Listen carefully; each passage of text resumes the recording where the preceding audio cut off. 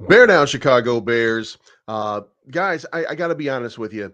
This is, for me, until further notice, Justin Fields' team. Now, that notice could come any moment now. We could have some kind of breakdown. We could be told that Justin Fields has been traded or something like that. By the way, for those of you that are investment savvy, my Bitcoin long just hit 70,000. Do you think I should sell, or should I just hold on to it and let it grow? We're going to let it grow. We're going to let it grow. Anyway, so the Bears have re-signed Jaylon Johnson to a very, very interesting deal for, I think this is shocking and surprising a lot of people because this was not what people expected, I don't think. I think they were expecting something a little bigger long term.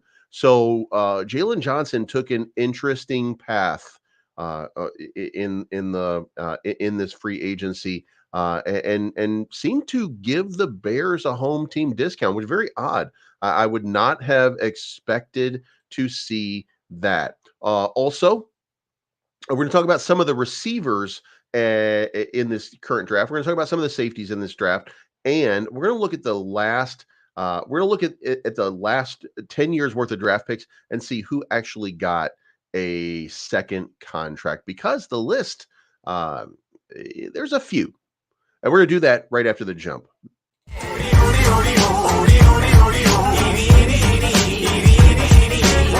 can't wait till Friday. Everybody's getting sideways.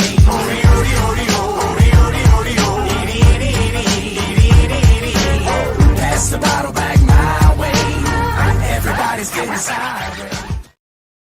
All right, guys, if you like this type of content, please make sure you hit the like button on the way in, and share this content with as many people as you know. I'm trying to build a base here. I'm trying to build a fan base, if you will. I'm trying to give you the best information that I possibly can about Chicago Bears every single day, and your support absolutely helps. Become a member of the channel, whatever you may do, super chat, stuff like that, to support this channel. I appreciate that so much, and thank you very much for tuning in.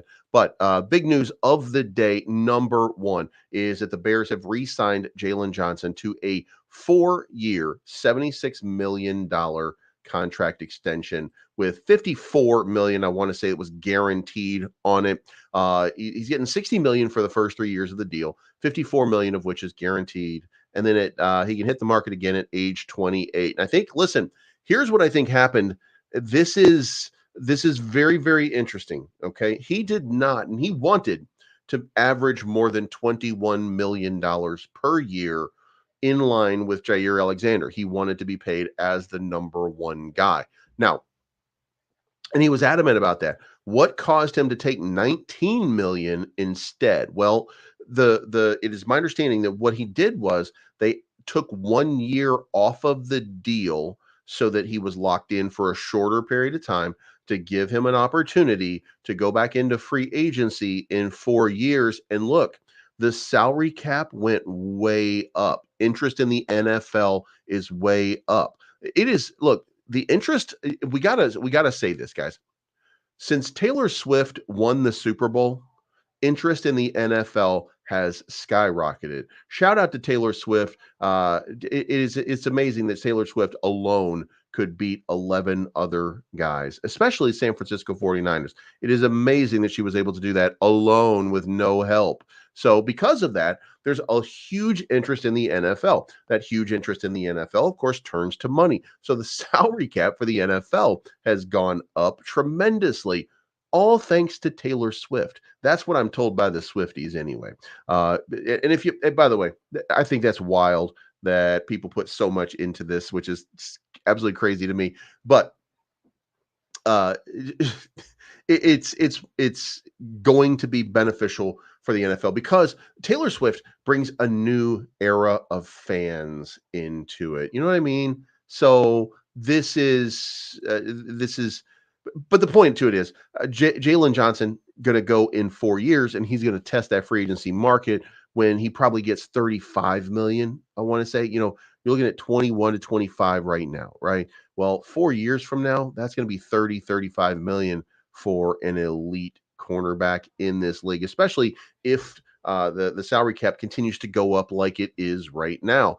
The Bears have a ton of money. A lot of teams have a ton of money, as a matter of fact. That was a real boon to re-signing a lot of people, which of course does drive up the prices. Now, according to Schefter, the contract will average $20 million a year for the first 3 years. Johnson will earn $28 million in cash this year, and $54 million that's been reported in the total guarantee of the contract. The full guarantee is 43.8. That puts Johnson above Jalen Ramsey and just below the full guarantees of Marshawn Lattimore and Denzel Ward. The move gives the Bears stability for one of the top young secondaries in the league.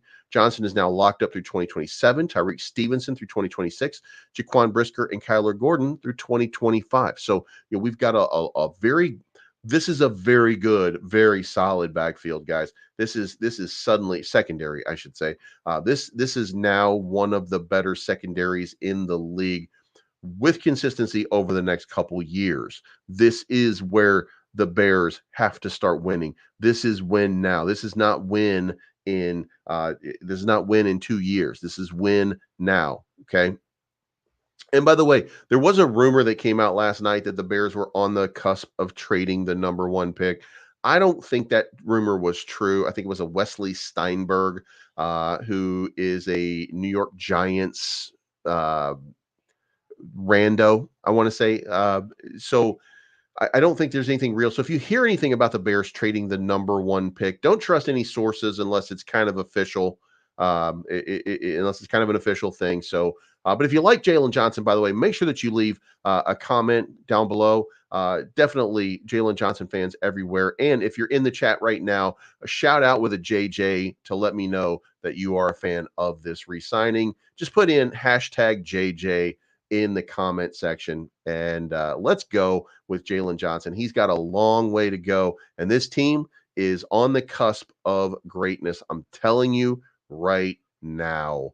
So with that being the case, and now that we've got that covered, let's get into the Bears draft picks of the last 10 years that received a second contract, because Jaylon Johnson has now joined that group, and it is a select group. And I'm going to pop the list up here. Add a smoking J. It's going to have to be a smoking double J right now. Who's the guy that does smoking J's? Harrison something, right? It's going to have to be Harrison. He's going to have to. God damn, I can't remember the guy's name.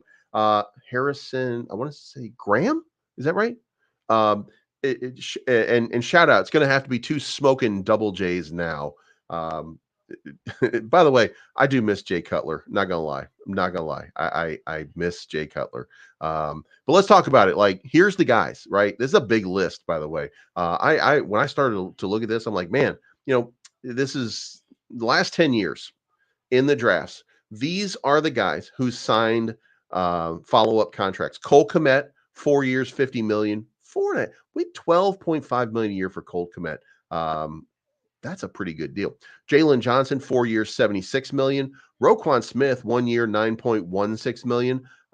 Eddie Jackson, 4 years at $58 million. Tariq Cohen, 3 years at $17 million. Cody Whitehair, 5 at $51. Deion Bush, 1 at $1.4. DeAndre Houston Carson, 2 years at $1.17. Eddie Goldman, 4.4 for $42. Kyle Fuller, man, I miss Kyle Fuller. 4 years, $56 million. Pat O'Donnell, 1 year, $1.5. Charles Leno Jr., I miss Charles Leno too. Damn. 4 for $37. David Fales, 2 for $11. And Kyle Long, 4 years for $40 million. If you don't miss Kyle Long, something wrong with you. That was a rock on this line for a long time. And shout out to Howie's kid. You know what I mean? Charles Leno didn't suck. He just wasn't great. And we expected him to be a little bit better than he was. I think he was an okay guy. But I have fond memories of that guy being around.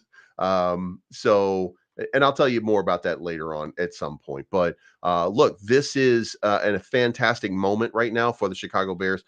This is a big moment for the Chicago Bears, and I certainly hope that this is just the start of a few more extensions that get signed over the next couple of days, weeks, months, years. And we are missing an Olin Kreutz type center, says Brian Benson. Well, that's okay because I went out in the draft and I got him today. As a matter of fact, wait until you see what I did with my draft. Look, I went all in on, and I'm telling you right now, until they tell me otherwise, and until there's a trade completed, I'm going to stay all in on Justin Fields. Okay. And we're going to work out trades. I'm going to show you every single day why I think it is silly to take Caleb Williams. Now, that does not mean, by the way, I want to stress this, that does not mean that I don't want that we don't might maybe have to move on from Justin Fields. Okay, but for now, I'm all in on Justin Fields. And then when we are not all in on Justin Fields and we see something happen in free agency or something like that, in the event that we do, then we'll adjust accordingly. And it's not about Caleb Williams, by the way. It's about the value of the number one pick, in my opinion. And his value as draft capital is way more than his ability to be a player in this league. Caleb Williams are the number one selection anyway. So I'm still going to be looking at that as a way to trade down, which would be incredible, by the way. If I see, let me tell you something. In the event that the Bears decide that, Ryan Poles decides to do, he says, we're going to move on from Justin Fields. It just didn't work out. We wish him well, blah, blah, blah, blah, whatever they say, right? If they do that, then I'm still going to look at the draft tomorrow and I'm going to say, like, I still don't want Caleb Williams with the number one pick. You know what I mean? I still, here's what we're going to do, guys. We're going to do this. We're going to put that whiny with the Y in his name. We're going to put him in timeout for 5 minutes, and we're going to see if he comes back and see if he comes back with a lot of fire and a lot of anger going crazy. So, you know what? I miss him for an entirely different reason, which again, we'll get into a little bit later on. Way back, you know what? I'll just tell you guys. But way back in the old days, my family used to go to the Bears practice, the first public practice at Soldier Field, and my son used to go on the field. And at one time, my son took off running across the field, and Charles Leno picked him up and stopped him from running a little bit further. So that was the reason. It was no big deal. It was just like, it was very cool. And then ironically, a little bit later on when they got into, like, they get in rows and they high five the guys and stuff like that. And boom, boom, boom, boom, boom. Uh, uh, Leno happened to be in the same line as my son after he stopped my son from running across the field. That's all it was. But so I miss him for that reason. So anyway, but ranking the best free agency wide receivers is where we're going with this next. So let's talk about this. Curtis Samuel obviously is going to be at the top of the list, which is why I threw him up there. And the reason I threw him up there as an image for you guys to think about is because Curtis Samuel kind of represented one of those guys that you could kind of bring in here if you couldn't get that man. You know what I mean? You couldn't get that man. Um, you do people like that because we disagree. No, it's not that we disagree. It was that he was just openly mocking me with his comments that I enjoy mediocrity and shit like that. And it's fine if you don't like Justin Fields. It's fine if you think something like that. But if you're going to personally attack me, then you can, what the French say, GFY. You can tell me that you think Caleb Williams is a better quarterback than Justin Fields, and that would be fair enough. That's not an attack on me. That's not telling me that I think what I think or how I'm going to react. So attack what you think is a better team. Don't attack me. Fair enough? All right. So ranking the best free agent wide receivers for the Chicago Bears to sign this offseason. And by the way, it is disrespectful to everybody else in here. Um, it, Believes I thought this was an open space to agree and disagree. Yeah, but at the end of this isn't democracy. This is Bleevesocracy. And if you come after me, then take that shit away. And if you don't like Justin Fields, you cannot like Justin Fields. As a matter of fact, we might end up drafting JJ McCarthy. As a matter of fact, we might end up drafting Jaden McDaniels. We might end up drafting Drake May. We're not going to do Drake May. Jesus fucking Christ. I can't believe I even said that. We're not going with Drake May. But the point is, it doesn't matter. This is not about Justin Fields or Caleb Williams. But when people make it about that, You mock us when we like Caleb, saying well, no, I say that when you're a maxi over Caleb Williams. So let's move on though. Best wide receivers. We started with Curtis Samuel. I put him up here because we're going to talk about some of the options. Number one, Calvin Ridley is the first option that's available out here. And is there any chance that we get Calvin Ridley? And I don't think that the answer to that is yes. It's going to be very expensive to have somebody like a Calvin Ridley. And I don't think that Calvin Ridley fits in. But we have another group of people, and this group of people is where I think the new receiver is going to come from. I don't know if he's going to be a 2 or a 3. Marquise Brown, Gabriel Davis, or Curtis Samuel. These are the big play threats who can get down the field, putting them across from DJ Moore, open space for him underneath to work yards after the catch. In the case of Samuel, it would be a reunion of 2 former Carolina Panthers players. Still, he brings the most injury questions. So we'll see what happens. Hollywood Brown could potentially be on the Chicago Bears. So it's absolutely crazy. Brown's coming off his worst year and may need to reset with a new team before finding a better market next year. Davis is likely the safest of these three, but also may not be the ceiling that either of the other two do. He may make the most of these three. And then you have the slot options of Tyler Boyd, Michael Thomas, and KJ Osborne. The Chicago Bears are losing Darnell Mooney out of the slot. Now, look, some of you might like the fact that Darnell Mooney is out there and available, but Darnell Mooney is going to cost between $10 and $13 million, and that's just not something that the Bears should afford in that position. So I hope that we move on from Darnell Mooney at that price. I think it's pretty expensive for that for that current production. But Tyler Boyd, Michael Thomas would be a complete different style out of the area of last year. They're more possession players, but both could be reliable for a rookie. Of course, injuries have made Thomas a huge question.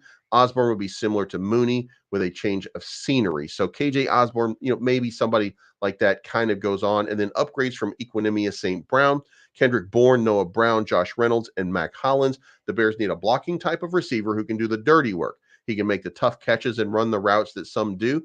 All 4 of those options can serve the role that St. Brown brought value to, but all 4 are actually going to produce at times, unlike St. Brown. They should really sign one of these 4, even if they sign up one of the top 7 first. Now, here's the thing. They might go back.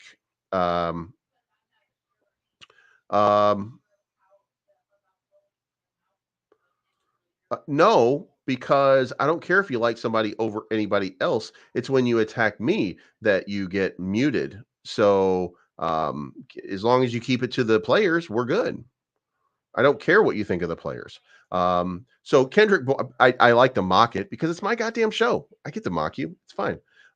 Kendrick Bourne, Noah Brown. Here's the thing. I would like to see Equinemius St. Brown come back just because I like his podcast. So I like the St. Brown podcast. So I would like to see them. But here's some cheap chances of big play upside.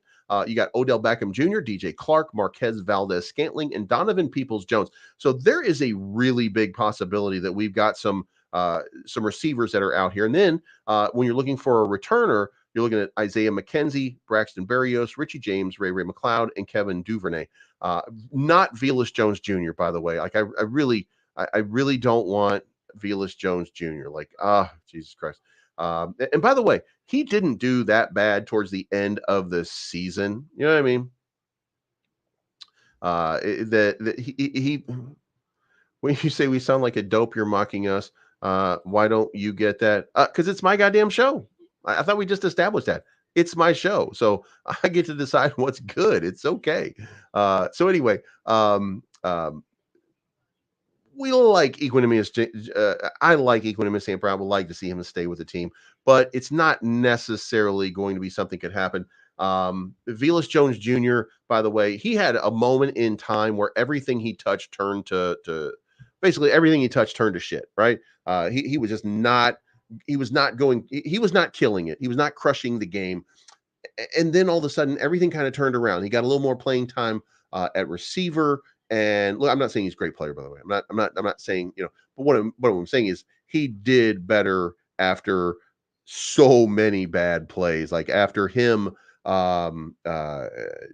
After Super Mario hitting him with the balls and making him drop the ball in the end zone, fumbling a couple of kickoff return, like just so many punt returns. I mean, but after fumbling so many of those, he finally started to get uh, a little bit better. And he stopped making the mistakes, or at least we stopped seeing all of the mistakes that he was making because the Bears had started to play better. So hopefully, I really look, redemption story, would like to see him get one more shot. I hope that he's still with the team. So, but anyway, let's move on because this one is going to be a big deal. And this is going to be the available list of safeties. And look, we are in a deep, deep, deep safety free agency. And it's going to be led, by the way, by somebody like an Eddie Jackson. Eddie Jackson just not fitting in with the Chicago Bears anymore.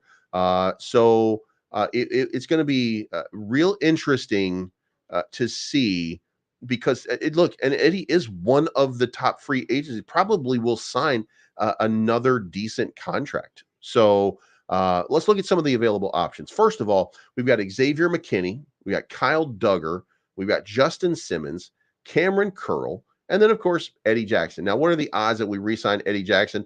Very low, unless he takes a tremendous pay cut. Then you have Kevin Byard, Julian Blackman, Geno Stone. You have Micah Hyde. You have Jordan Poyer. You have C.J. Gardner-Johnson. You have Quandre Diggs. You have Jamal Adams, Darnell Sandwich, Jeremy Chin, Rayshawn Jenkins, Jordan Whitehead, Tracy Walker, Jordan Fuller, Chuck Clark, Ron Kearse, Eric Murray, Mike Edwards, Tayshaun Gibson, Jalen Mills, and Deshaun Elliott. These guys, look how many cuts were made at the safety position. I want to point out these are roster cuts, by the way. Justin Simmons, Eddie Jackson, Kevin Byard, Micah Hyde, Jordan Poyer, CJ Gardner-Johnson, Quandre Diggs, Jamal Adams, Rayshawn Jenkins, Tracy Walker. Like everybody just decided to reset. Jalen Mills. And look, all of those guys are cap cut victims, which means that people are changing the value of that position, by the way. So just imagine Eddie Jackson got 4 years, 58 million. That's about 15 million a year, roughly 14.5 million a year. And people just don't want to pay that much. So, if that's the case, then I mean, the market dynamic seems to be changing. It seems to be going towards somebody else. Roast the ghost of Judah. I'm not trying to right now. But yeah, fuck that guy. You know what I mean? So anyway, it looks like there's a lot of options here, and I would prefer, by the way, I would prefer to try to grab somebody in the draft. If we can't get somebody in the draft, I mean, there's a lot of options out here. So I'm going to be interested to see how this really kind of sorts itself out. Would it be fantastic though to bring in Eddie Jackson for 5 million a year? You know what I mean? It would be kind of funny if he did come back, by the way. And I no disrespect to him, but it's just the price that's really kind of driving people crazy. And here's the part that's the most fun. Here we are right now. And this is it. Justin Fields, despite the fact that there's been so much conversation about Justin Fields being gone, being traded, uh, despite all of that, Justin Fields has supporters in the Bears building. Adam Schefter reported on ESPN that are people within the Bears organization that are interested in keeping Justin Fields. Remember, I'm going to tell you, one of them is definitely Matt Eberflus. Matt Eberflus is certainly interested in keeping Justin Fields. As we approach the beginning of free agency, the timeline for the Bears to figure out their quarterback situation is thinning. Ryan Poles told the media at the NFL Combine he hopes to do right by Justin Fields in the event the organization opts to trade him. Poles wants to trade Fields as soon as possible to give him more time this offseason to prepare for the upcoming season. Well, yeah, but he could still be a serviceable backup at $5 million a year, and that's a lot different than paying him $15 million a year. And then you can still bring in a young guy, Kalen Bullock or somebody like that could be, could be pulled in at that point. But are the Bears bound to trade him? A new report by Adam Schefter says Justin Fields is a talented quarterback. There are people from that organization that want to see him stay there too. Which is just one more little wrench to throw in there. A lot going on with Justin Fields. It should be sorted out here next week. As Schefter said, the situation could be sorted out next week. We are officially less than a week from the NFL free agency. By the way, 3 days until illegal tampering. So March 11 is when you can start talking to people. Free agents Kirk Cousins, Baker Mayfield, Russell Williams are bound to have an impact on the field's trade market. And here's the thing. What if, I mean, look, I don't know if that changes anything, by the way, on the destiny of Justin Fields. I don't know that changes the destiny. I would like to think that there's some wise person out there who said, you know what, we got to stick with Justin Fields. I would like to think there's somebody out there that's going to say that, but I don't know. I mean, Ryan Poles could be like, we can't pass up, like everybody else is right. We got to take that guy number one. You know what I mean? A league source confirmed to NBC Sports Chicago that the Falcons checked in with Bears on Fields. The nature of the conversation was unknown, but there's interest for Fields. However, the Atlanta Falcons have since gone all in on trying to get Kirk Cousins.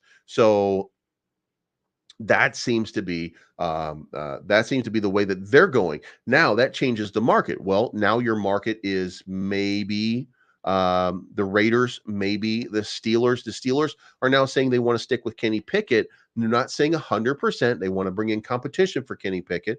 So maybe they do bring somebody in. And by the way, they did free up a spot because they got rid of Mitchell Trubisky. And he's moved on to Buffalo, where he's backing up Josh Allen one more time. So the market dynamic is changing now.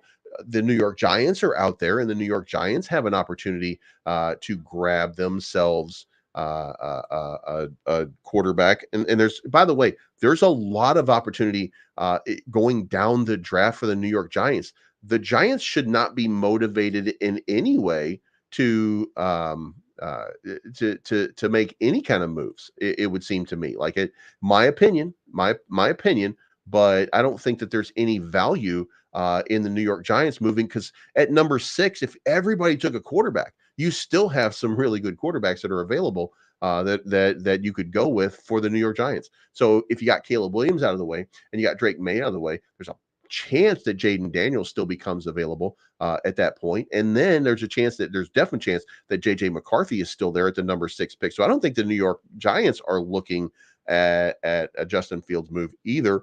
They're looking for a possibility on some upside in the draft that they're going to get cheap, because again, you sign Justin Fields, you have to pay $6 million this year, but you get $25 million for next year, because you would then be able to franchise and have him play for 1 year at $25 million before you have to pay him $40 to $45 million, maybe $35 million, depending on how well he plays. But you know what I mean? That's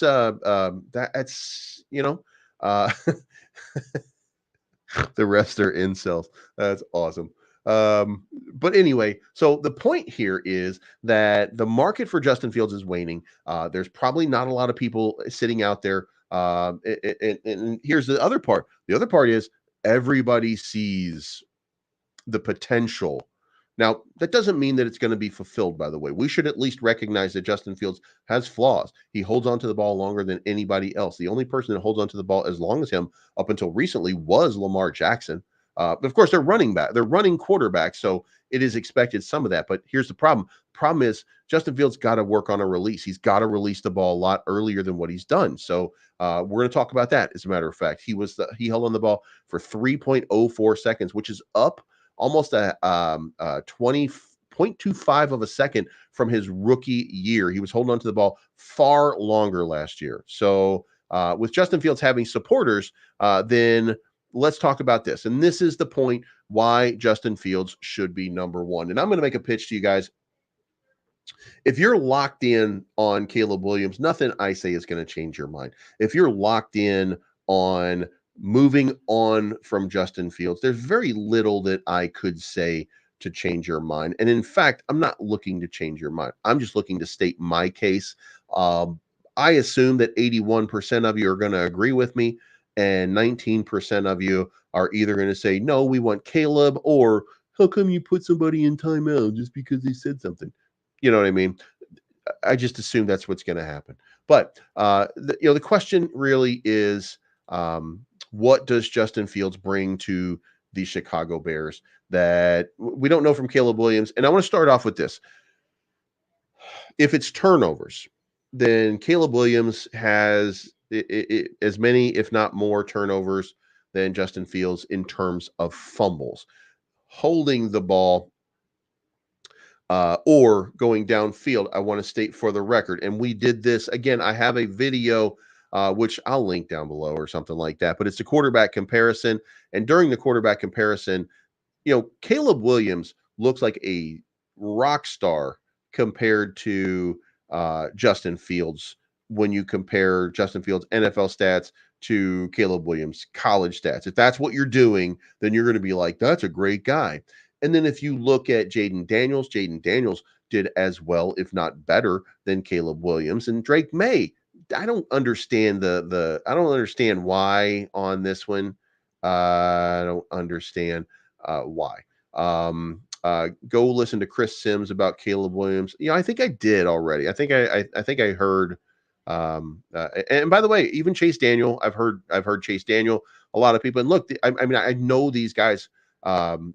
These guys were also. I don't. No disrespect, right? These were also the guys that were telling you Bryce. What's his name? Bryce Jones. Bryce Jones last year. That were telling you that there was somebody better than CJ Stroud, right? So, you're saying, hey, go listen to the guy who got it wrong last year. Go listen to that guy. We're gonna do Illinois Jones. We're gonna go look at Justin Fields' fourth quarter stats. 53.4 quarterback rating is. We're gonna look at it. You know what I mean? Matt Barkley, Matt Leinart, right there. There's and by the way, but for Brian Benson saying Matt Barkley and Matt Leinart, I don't think that really resonates as much as we should look at Lincoln Riley, who's the coach now. Lincoln Riley, you can say Kyler Murray, but Kyler Murray's kind of falling apart. You say Baker Mayfield, but he's on his fifth team now, so you never know. And Kurt Warner, just because Kurt Warner was a good player doesn't mean that he's a great analyst. And by the way, when you look at it, I would say so. Statistically, Kurt Warner is an idiot because statistically, Justin Fields is a superior quarterback in every single measure, in every single way to Caleb Williams when they were both in college. So I understand there's everybody. I understand why everybody has an opinion, but I don't care. Like you're allowed to have your own ridiculous choice. You know what I mean? So anyway, here we go, and we're going to check this out. And the question again is why Justin Fields should be the number one guy.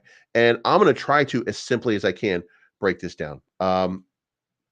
First of all, we're looking by month, and you can see right here, the Bears were not ready for the season. The Bears just absolutely, for whatever reason, now, if you remember, Jaylon Johnson famously said that we just weren't ready. We weren't like we weren't practicing for situational stuff. So go back to September when the Bears were clearly not ready, and then you will have 4 of Justin Fields' interceptions in those first games, right?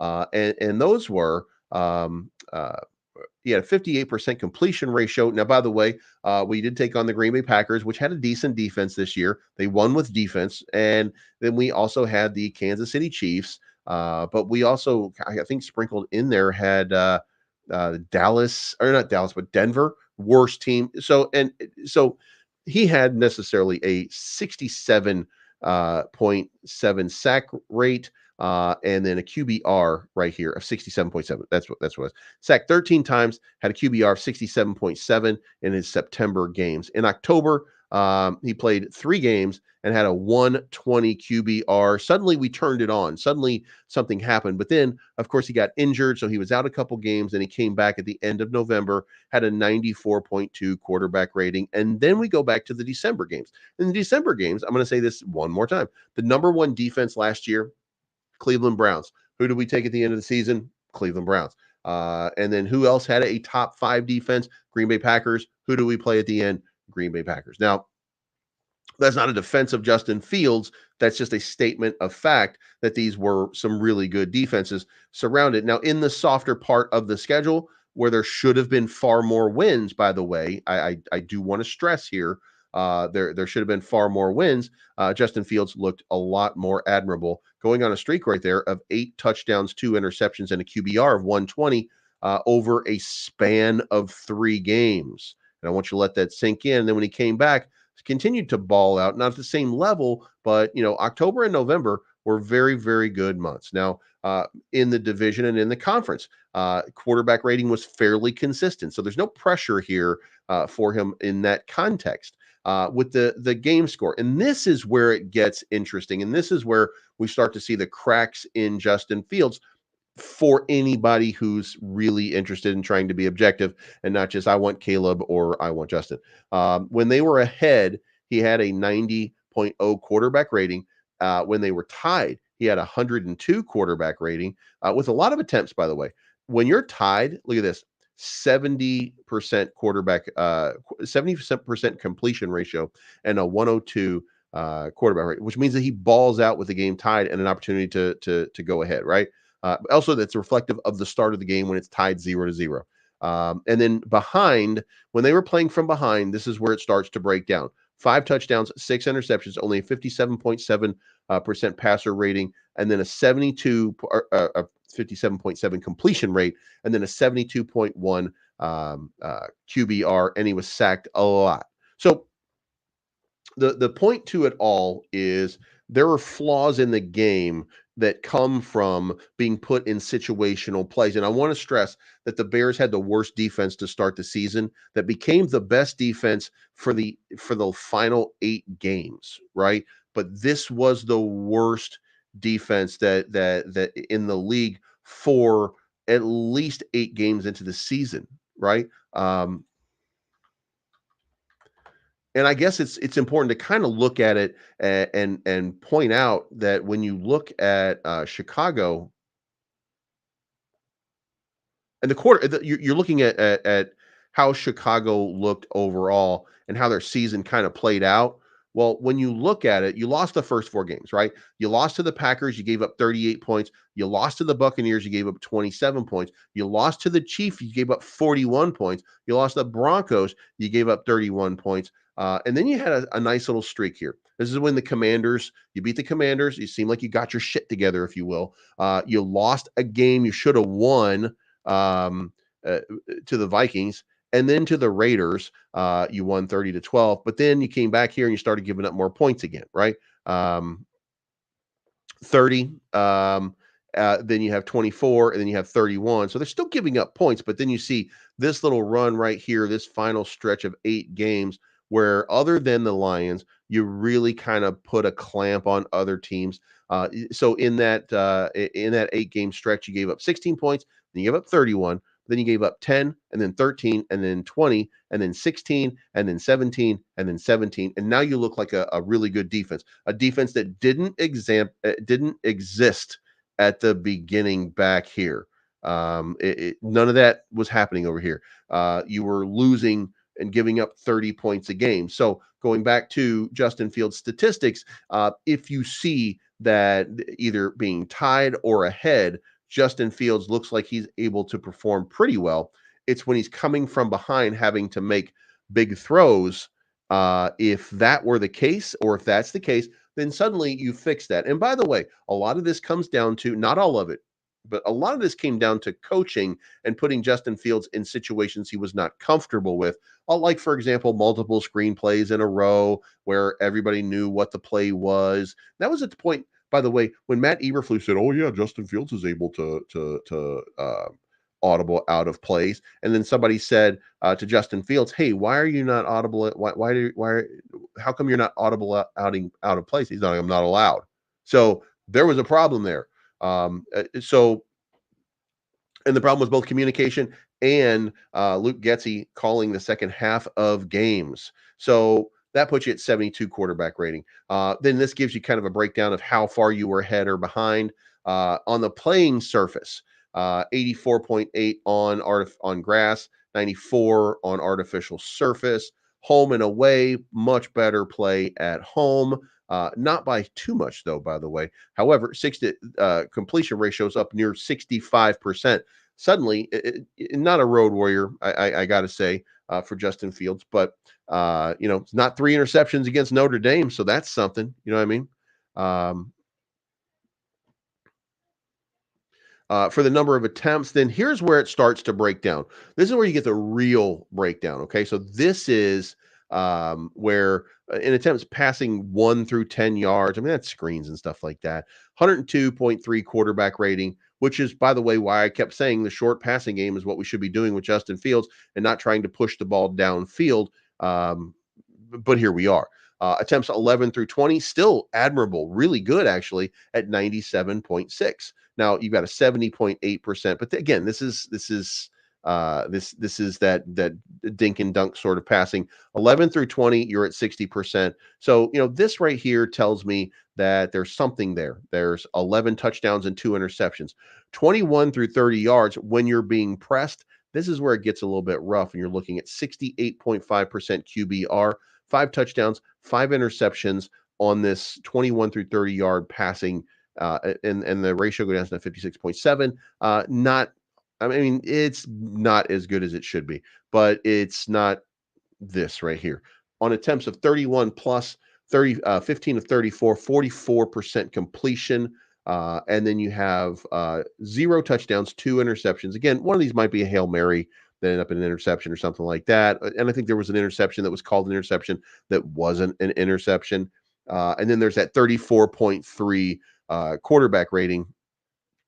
And that's it right there. I mean, that's the tail of the tape right there. When you look at this long game, Justin Fields is not adept at this longer game. And you have to have somebody who can make those throws. And here's the question. How come he can't make those throws, right? And the answer to that should be, hey, he made those throws in college. What changed? The coaches are what changed. So again, if you don't like the fact that you're going to spend 6 million, 25 million, and then probably 35 or 40 million, sure. I mean, you could be mad about it. But, at the end of the day, it just comes down to Justin Fields. He has trouble with that longer passing game. He does have trouble with that longer passing game. Could it be play calling? Yes, but he still has to complete passes. He still has to get, you can look at Robert Tonyan dropping a pass. You can look at Vus Jones Jr. dropping a pass. You can look at dropped passes, and you can be upset with dropped passes. But I'm going to tell you this: the Bears did not have as many dropped passes as the Kansas City Chiefs. So, you know what I mean? Then on the downs here, this is what Justin did on fourth downs here, or first down. On first down, he had a 60% completion ratio, 85.8 quarterback ratio. On second down, 90.5. On third down, 83.7. Now there is no rating right here, but he was 4 of 8 on fourth down because he didn't go for it very much. But when you spread this out, the pressure spot is right here, the third down, obviously. But his rating is better on third down, literally on third down, than it is on first down. His completion percentage, it's nitpicking, by the way, but he had a better completion ratio on third down, which means that he's reacting to pressure. And as long as he's doing something that he's comfortable with, he's doing just fine. Now, this is where it starts to get really interesting. In the first half of games, Justin Fields is at 100 quarterback rating. In the second half, 70.9. And when we break that down by quarter, a 112 quarterback rating to start off. And if we start off a game, here's the thing. What we just established, for the people who don't like, if you don't like Justin Fields, nothing that I say is going to change anything. If you do like Justin Fields, then you're understanding some of the things that I'm telling you right now. Here's the thing. In the first quarter, Justin Fields was a master. 112 quarterback rating, 75% completion rate for an entire season. Second quarter, 61.9%, 91.4. That's the Justin Fields that every Chicago Bears fan wants and deserves to have. And this conversation is very, very different. This conversation becomes incredibly different. Okay. So in the third quarter, even in the third quarter, you can make an argument. But here's the thing. The scripted plays are done. All of the easy stuff is done. All of the defenses are making adjustments at halftime or even into the second quarter. And that's why you see the reduction in rating, is because somebody is not coaching somebody to recognize whatever it is, and they're just executing plays. in a complicated system that maybe he wasn't meant for. But we look at the third quarter, and this is where it breaks down, like breaking this down completely, by the way. Justin Fields has a 60% completion ratio, 59%, let's call it, in the third quarter, and about a 90 quarterback rating. It's 89.5 exactly. But 4 touchdowns, no interceptions. Up through this part of the game, Justin Fields has 13 touchdowns and 3 interceptions. And then we get to the fourth quarter. The fourth quarter is what matters the most. And when you get down here, all of a sudden, this is where Justin Fields breaks down. Again, I'm going to blame some coaching for this, but it's not all of it. It's not all of it. In the fourth quarter, 51.1% completion, 3 touchdowns, 6 interceptions, and then sacked 9 times. But you know what? He was sacked 15 times in the first and second quarter. So, it's not that big a deal. However, sacked 10 times, which is, again, like he was sacked more in the first and second quarter. But then the QBR is suddenly 53.4. And guys, that is not enough. That is not enough at all for Justin Fields. This is why we have a problem. This is why we have a problem in this fourth quarter. Justin Fields has collapsed. Now, here's the part that matters, right? Could this be that Luke Getsy was not understanding Justin Fields and not playing to Justin Fields' strengths? Absolutely. Absolutely. Could it be that Justin Fields did not have the team in place to make the plays that were needed to be made? That could also be very, very true. But let me also take a moment and say, I know that the offensive line was weak and struggled, but the offensive line got better and better as the season go, which is why we won games towards the end of the season. But let me point this out. DJ Moore was an elite receiver who had his best season. Darnell Mooney had his worst. So what was it about Darnell Mooney? How was he misused? Cole Kmet had a very, very good year. He had a very, very good year. So what is it about Darnell Mooney that went from 1,000-yard receiver 2 years before to 400 yards? And he had 38 receptions, which is the same amount as Roshan Johnson. You know what I mean? Look up the O-line, right? Okay. That's actually a very tough thing to find.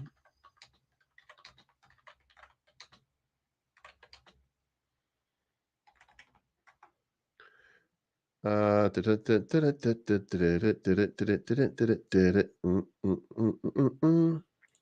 right, so end of season. I think we got, so the tier 1 elite units on the offensive line were the Detroit Lions, who had the best line, Philadelphia Eagles. Then we have tier 2, which is the Baltimore Ravens, great, just not elite, which were Baltimore Ravens, Atlanta Falcons, Los Angeles Rams, Las Vegas Raiders, Denver Broncos, Chicago Bears got to be in here, right? Minnesota Vikings, Indianapolis Colts, Dallas Cowboys, tier 3, good seasons with obvious flaws, and that's going to be the Kansas City Chiefs. Bears got to be in this one, though. Buffalo Bills, Green Bay Packers, San Francisco 49ers, Miami Dolphins. Tier 4, average and forgettable. Hey, there's my boy, Charles Leno Jr. Washington Commanders, Tampa Bay Buccaneers, Cincinnati Bengals, New England Patriots, New Orleans Saints, Pittsburgh Steelers. Where's Chicago? God damn it. The Walking Wounded, Cleveland Browns in tier 5. And then we have the Chicago Bears. Chicago came into the season as one of my upside offensive lines, thanks to their combination of solid veterans and young upside tackles. Unfortunately, injuries forced them to rely on questionable depth. When healthy, this unit performed quite well, especially with left tackle Braxton Jones and Tevin Jenkins. And 2023 first-round pick Darnell Wright has had growing pains, but he's proven to be a solid tackle in his first season. The rookie has allowed just 7 sacks and 48 pressures on 581 attempts, while leading the team in offensive snaps. So what we just found out here is that Braxton Jones, by the way, grades out pretty well. But the point to this is considered one of the worst lines in the league, or as Caleb Maxey say, the offensive line is great. So the unit will once again be a favorite to take a step next season if they can all stay on the field. Chicago heads into 2024 with flexibility along the offensive line. It also seems like this was at the end of the year, by the way, they were going to cut Cody Whitehair, which is something they were going to say. Now it's also the Bears have solid tackle options, but taking Olu Fashana or Joe Alt isn't out of the question with their second first round pick to build a strong offensive line for whatever quarterback is under center going forward, and that is entirely possible. We're going to get to my draft in just a little while, and by the way, I still have no idea. We're going to call you Yada from now on. Um, uh, but I think that when we get to the draft over here over the next couple days, I'm going to go with Caleb. I'm going to go with Justin for a couple days here and see how people feel about this draft and what that looks like. But then after that, like we might, drop a few positions and we might take alternative quarterbacks because I want the draft capital. I'm not really interested in that number one Caleb thing, right? I'm not, by the way, I don't have a problem with anybody if they do that. If that's the thing, we're going to be supportive of them for sure. Now, here's the other thing: the margin. When the margin is close, or the margin is within 8 or 14, he's not very good. But when the margin is a big lead or something like that, he does pretty good. So yeah, we already did. We did talk about the Schefter report. If you scroll back just a little bit on it, also when you can see right here in the weather, when the weather's bad, so is Justin Fields. But actually, when it's 41 to 60 degrees, Justin Fields doesn't do too good. But when it's warm, he does great. When it's hot, he does great. And when it's cold, he does great. Just when the weather's like nice, then whatever. But anyway, here is, by the way, the breakdown of how he did at every field. Okay. Cleveland Browns 46.5 quarterback rating. He got annihilated by the Cleveland Browns defense. He got eaten up by that defense. He was sacked 3 times. At Arrowhead, he had a 58.7. Again, sacked 3 times, hurried, 47% completion, 50% completion. These are the worst games. These are the worst games. And then as you go down here, you got Raymond James Stadium right here, which was the other win. This was the one where he also had a horrible game. At 55%. But let me eliminate a couple of these. Let me eliminate Raymond James. And look, this is going to take you guys paying some attention. And again, I'm not going to convince you one way or another. I'm not going to convince you to like or dislike Justin Fields, but I'm going to give you some statistics that tell you a different sort of tale here, that things are not all bad. And I'm showing you why. So at the Cleveland Browns, when we're offensive line still struggling, right? 46.5 quarterback rating. Arrowhead Stadium, horrible. 58.7, horrible. And then down here, Raymond James Stadium, 61.1. And now it escapes me who the hell. Tampa Buccaneers. Oh, okay, there we go. That was the other super bad game. So we were not ready for Tampa. We were not ready for Lambeau. Even though, look at this. Here's the rating in Lambeau. 70% completion for Justin Fields. Everybody, pay attention. Justin Fields has a 100 quarterback rating in Lambeau Field and a 70% completion rate. In Soldier Field, 65%. At US Bank that was US Bank Stadium. I think that was the Arizona Cardinals. I want to say 73%. Ford Field 70%. So I think there's a bunch of teams out here that we probably with with a little more solid play on the offensive line and a little more play from the defense, keeping the scores down. Suddenly, Justin Fields is a viable option. That's all I want to say to that. Okay. And see, this is where you should recognize one of the biggest problems. And EV Warrior is not a fan of Justin Fields. And I also want to say that I agree. He choked against Detroit. And let me tell you how he choked, by the way. The Bears defense gave up a ton of points towards the end of that game. And anybody who's saying that, that this is all on Justin Fields, that's not true, right? However, Justin Fields got the ball back. He was down. He had a chance to make a big play. All he had to do was go downfield. All he had to do was go downfield and really just kind of, I mean, you want to create a legend? This is how you create a legend. You march downfield when it matters and you win ball games. Well, what did Justin Fields do? On the very first play, Justin Field had a front side rusher coming at him, and all he did was fumble the ball, and they got a safety as it was kicked out of the end zone. So you can't have stuff like that. You can't have stuff like that. You know what I mean? Like, that's wild when you look at it. Um, so, there's some pieces in place that are going to matter for the future of this team and for Justin Field. And then in closing here, I do want to point out one more little piece of it that came up. This is at the beginning of last season, right? And I want to stress this came from WGN, and this was at the beginning of this past season. Opinion. It's more so Luke Getsy than Justin Fields. Justin Fields is a hot mess, and so are the Chicago Bears. But when it comes to blame for an 0-2 start, and this is after losses to Green Bay 38-20 and Tampa Bay 27-17. We're just searching for consistency. It's about consistency right now. It certainly feels familiar, doesn't it?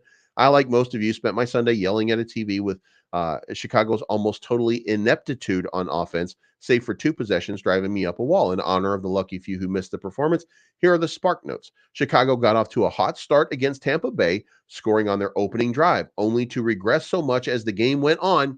By the way, let me one more time. Pay attention, Caleb Maxies, because it's all Justin Fields, right? Um, After the opening drive, which is the one where it's a scripted plays, like this is Luke Getsy scripting plays. Well, now Luke Getsy has to start calling plays that are unscripted after the defense has made some adjustments. Play along with me here. They regressed as the game went on. That gouging an eye out seemed more enjoyable than watching the Chicago Bears play football. In similar fashion to a week before, it appeared the once vaunted monsters of the Midway salvage momentum in hopes of making a comeback, only to squander it in grand fashion. Against the Packers, the momentum swing was a 20-yard touchdown pass from Fields to Darnell Mooney with just under a minute to go in the third quarter.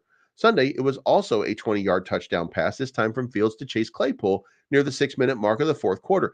After the 20-yard touchdown to Mooney, Green Bay wheeled off 14 points in under a minute to kick off the fourth. Let me go back here. After a 20-yard touchdown to Darnell Mooney, pay attention, Caleb, guys. They wheeled off 14 points. Justin Fields doesn't play defense. Justin Fields doesn't play defense. So how's that happen, right? After the 20-yard touchdown, 7 were courtesy of Jordan Love to Romeo Doubs, and another 7 came from Quay Walker's pick 6, putting the game well off Chicago's reach. After the 20-yard touchdown to Claypool, the Bears defense got a stop with a little over 2 minutes to spare and gave their offense an opportunity to put together a game-winning drive. Now, let me go back here and say this. Go back here and say this. Justin Fields was intercepted by Quay Walker. But look, here's the thing. You got to be able to accept that every once in a while you're going to get intercepted. You're going to have to accept that your quarterback will get some stuff done in those time frames, right? You gotta have that. We just didn't have it. Like, it just didn't happen. So Chicago offensive coordinator Luke Getsy called the exact same screenplay twice in a row. The first iteration went for double-digit yards before being called back on a hold, and the second was snuffed out by the Tampa defense. So those are the things that we looked at. We saw it on the field. We don't have to agree with what's happening, but we should at least be able to agree that on that field, that was not great. That was suboptimal. And we got a thank you for the $10 bomb, EV Warrior. We may not agree on Fields, but I appreciate the platform for discussion and for your consistent efforts. Hey, man, look, it's just, I think, a bit, again, I'm only a Justin Fields maxi because I want to see the Chicago Bears win immediately. Okay. I think he's great for the community. I think Justin Fields is Chicago football. That's what I put as the title. Justin Fields is Chicago football. And here's the thing. He's not a prima donna. He plays hard. Are there flaws in the game? Yes.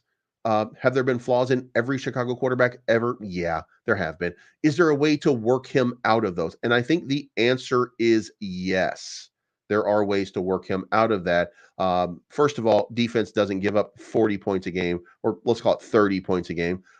You have to be able to win if you score like 25, 26 points a game, or at least have a shot at it. You can't be giving up spurts of points like you did with Green Bay, or spurts of points like you did with Denver or Detroit. I mean, you can't be doing that, right? That's you know what I mean. It's got to be something more. So now let's close this out because it's time to check out my draft, because my draft better than yo draft. Yo draft sucked. My mock draft here is right now the greatest draft in the history of anybody who ever drafted anything and anybody. I'm going to take you through it.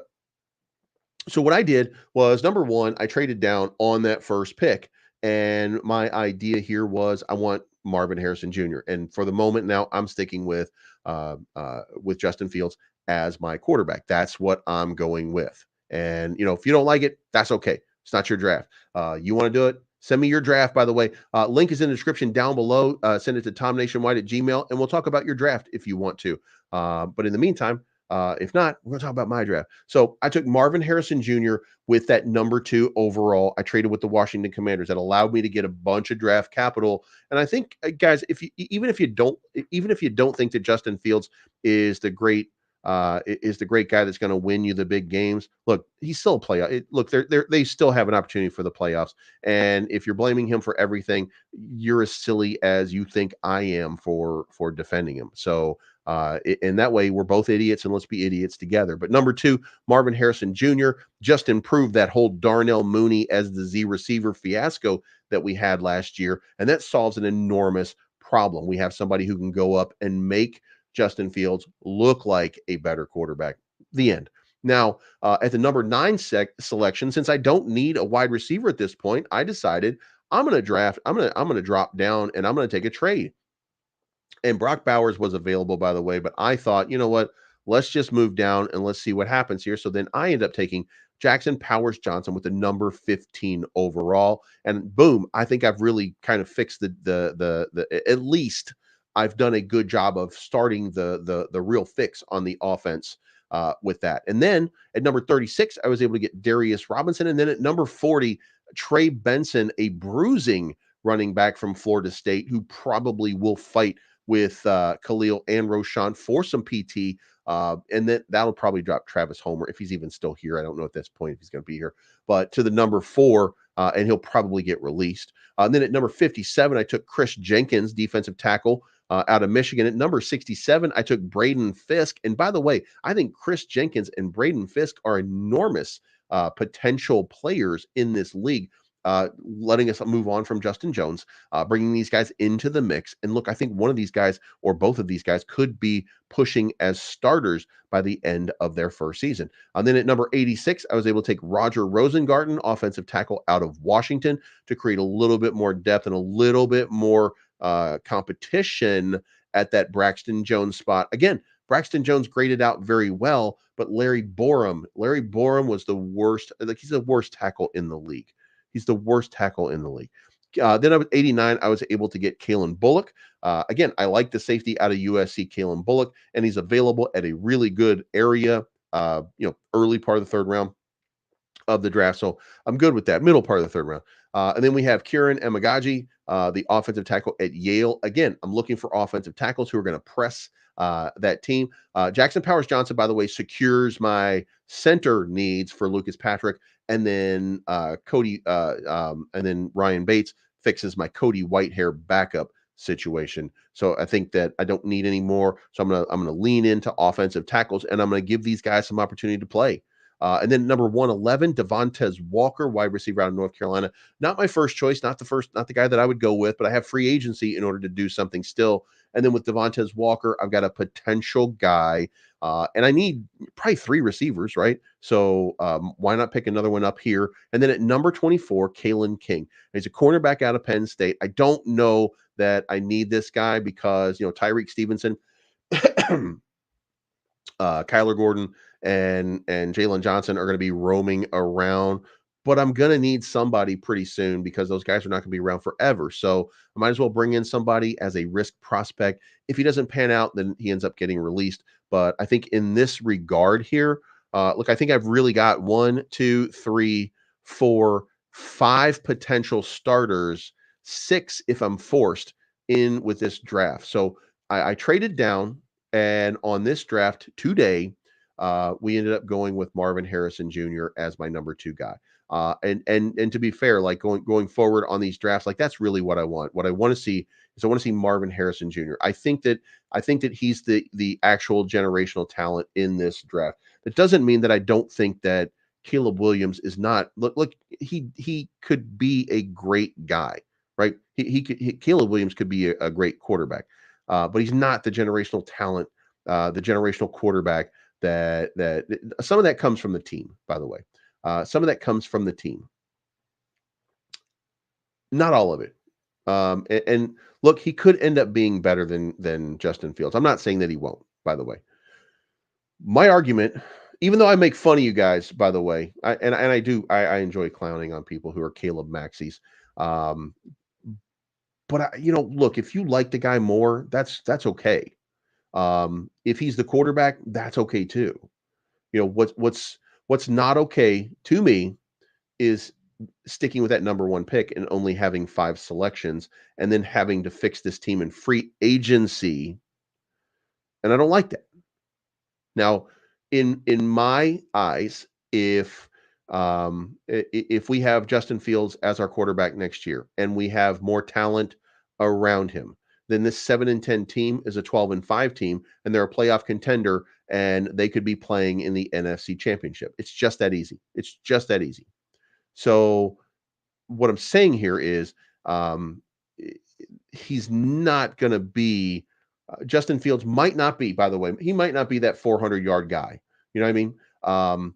But he might also be a 300-yard guy. Right now he's like a 200-yard guy. I mean, we have to be honest about that. And then the other thing is, I mean, he's got 700 yards rushing, right? This is his first season that he didn't have 1,000 yards rushing, I want to say. So I mean, the guy accounts for a lot of offense. Now, with a little less offense, with a little, with a little bit more into the running game, with a little more Shane Waldron, I really think that this is a different team now. And R. Kirk says 19-0, let's go. I don't think so. But I mean, that's what it's going to take to get to the NFC Championship game, right? So let's do it. There are plenty of guys, and guys, by the way, there's plenty of good and bad draft picks that came in at different points, right? But here's my idea. Trade down. Today we're taking Marvin Harrison Jr. Um, and by the way, Jeff Schultz, we got to recognize, we do have to recognize that he did have Cole Kmet, and look, Darnell Mooney had 1,000-yard 2 years before, right? This, and I'll make there's plenty of arguments you can make in both directions. I can point out 5 games that the Bears should have won easily, and they should have been a 12-5 team last year, but they were obviously just not the team was just not ready. So I think that this draft addresses. I think that this draft addresses the needs, the absolute needs. We need Marvin Harrison Jr. The end. Even if, by the way, look, if Justin Fields doesn't work out, we can get a quarterback next year, or we can go into free agency and get a quarterback. Like I'm not so. It doesn't have to be Justin Fields. It just can't be the number 1 draft pick. That's too much. It just to me is bonkers that anybody would consider doing it the way that we're talking about doing it right now. Now, and even if you drafted down with that 9 pick. By the way, I'm better. I'm better with that. But the problem with that is now you don't have now you don't have these receivers that I'm looking for. Remember yesterday I was able to get Caleb Williams and Marvin Harrison Jr. in my trades, but I had to trade up and I had very little draft capital after the fact, and I had to just kind of swing around. And I don't think I did bad, but there was a lot of holes still left in this team. This team right here is built through the draft. This team is built through the draft. Marvin Harrison Jr., Jackson Powers Johnson, Darius Robinson, Trey Benson. And by the way, if you don't know these guys, if you're not in tune with if you're not in tune with some of these guys, right, then go look them up. Trey Benson's a monster. Chris Jenkins, a monster. Braden Fisk, if it were not for I think Braden Fisk, by the way, was the best defensive tackle statistically at the combine. And the combine, by the way, that doesn't mean that he's a great player. That just means that he can, take a test, if you will. But Braden Fisk balled out at Florida State too. Then you have then you have Roger Rosengarten, you have Kieran Emagaji, two big offensive tackles, potentials to replace Larry Borum, potentials to replace Braxton Jones if he doesn't come along. I think he's getting better, but again, it's how much better he's going to get and how much it matters. And then you have Kalen Bullock. I think Kalen Bullock is a serviceable. He's a guy who could probably start right away at safety. We don't want him to. We'll want him to kind of sit down and learn. So we'll probably bring in a safety. But these are the guys. And then you got Devontae Walker. He'll get some spot relief at wide receiver, get a couple of games under his belt, see how he does. And then Kalen King, again, he may not even make the roster. But the other part is 2025, we got Washington's first round pick. What if Washington sucks next year? Then we're looking at one more year of number one. What if we did that and when Washington was the worst team in the league? And then we got the number one pick for the third year in a row, and Shedeur Sanders is there, and Justin Fields did not ball out, but we made the NFC Championship game, but he didn't ball out, right? Well, because it's $25 million the next year and $40 million the year after that, all of you Caleb Williams fans, or all of you people, not just necessarily Caleb Williams fans, but all of you moving on from Justin Fields fans, I'll be in your wagon. You'll be pulling the cart because I'm lazy as hell, as you can tell. And I would be on team. Let's go. Let's get him gone and let's find somebody else if he doesn't ball out in this final year. But for this final year, I think he presents the best option for this team. And I think that he presents the best option for the Bears for the moment. So we can disagree on that. Braylon Allen, by the way, that is my preferable guy in the draft. But it's tough to get him because he's that's a big running back, by the way. And here's the thing, Jeff. I'm from Louisville originally. Isaac Garendo was the running back that was backing up Braylon Allen in Wisconsin. And if you go look at the NFL Combine and you look up Isaac Garendo was an absolute monster in the Combine. And, again, the Combine doesn't mean that you're going to be a successful NFL player, but it is a good indication to a lot of people about a player's ability. And when you come up here and you look at, if you look at the Jaylon, here we go, the Isaac Garendo prospect grade here, this guy came in at a 6.15, which is pretty good. Not great, but good. Vertical jump, 4.3340, 1.55 10-yard split, vertical 41.5, broad jump 10.9. Like, these are not record setting, but they're real close. They are real close. Look at his athleticism score. He was the most athletic guy at the combine. This guy is phenomenal. And look, his running back ranking is 74. Production score is 64th. As far as statistics go, he was not the starter for Louisville at the beginning, and he was behind Braylon Allen in Wisconsin. And if you go watch the tape on Isaac Garendo right here, like, this dude was just a beast for Louisville. And by the way, I should say that when you're a beast for Louisville, you're playing ACC competition, which outside of Florida State, Miami, and Clemson is not that deep and not that tough. But he was knocking people down, bowling people over, breaking arm tackles, and just carrying people down the field. This guy was fantastic. So he couldn't get playing time because of Braylon Allen. That's how good Braylon Allen is. So, I would definitely not have a problem with Braylon Allen. But I mean, again, Trey Benson represents a phenomenal option, and I don't know how Trey Benson did in the in the combine either. But he had a strong combine showing. So if we were to look at his stats, we'd probably see. Remember, Garendo was 74. This guy grades out at an 80. Trey Benson grades out at an 80. So, I mean, this, anyway, we're in the weeds now. So anyway, guys, thank you so much for tuning in today. I appreciate each and every one of you that you take the time, even if we don't agree. You can come in here and argue with me. You can come in here and talk about I like somebody else. Don't attack me. I don't have time for this shit. But look, if you think that somebody else is better, let me know in the comment section down below who you think should be the starting quarterback for next year. That's going to be the question of the day. What I'll ask you to do is on your way out, please hit the like button and please leave that comment down below. Do you think that Justin Fields is the guy? Do you think that Caleb Williams is the guy? What about JJ McCarthy? What about Drake May? What about Jaden Daniels? You guys let me know what you think, and we'll talk to you again on Monday.